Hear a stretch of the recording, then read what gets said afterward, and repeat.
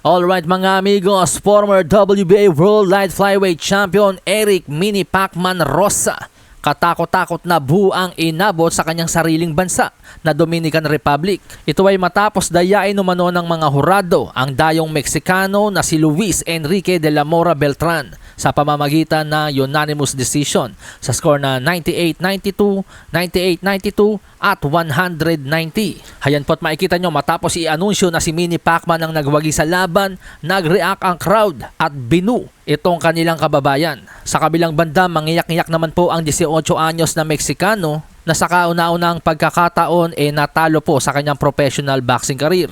Pero ganun pa man siya po ang todong pinalakpakan ng mga tao matapos ang kanilang bakbakan ni Mini Pacman.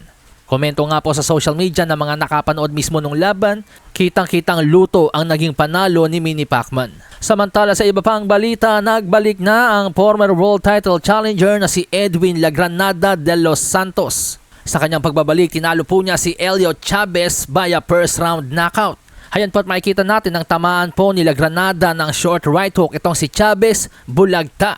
Sa sobrang hilo, hindi na nagawang tumayo pa.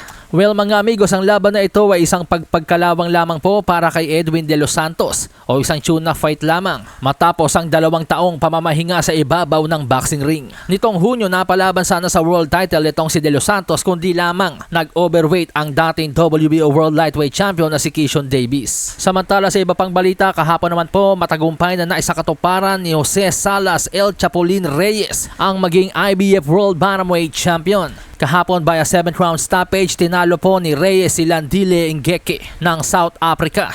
Although makikita nyo rito sa video mga amigos, parang premature stoppage ang ginawa ng referee dahil parang nasa wisyo pa naman si Ngeke. Pero bago po kasi mangyari yan mga amigos ay may isang power shot na tumama. At heto nga po yun, at pagkatapos nga po niyan tumama na yan ay naging alerto na ang referee sa mga susunod na mangyayari. Kaya naman nang tumama muli ang mga solidong kombinasyon ni Reyes, agad nang pumagitna ang referee bago pa mas lumala ang sitwasyon. Kaya naman the winner by 7th round stoppage and the new IBF World Bantamweight Champion Jose Salas Reyes na ngayon ay nag-improve na nga po ang kartada sa 17-0 with 11 knockouts.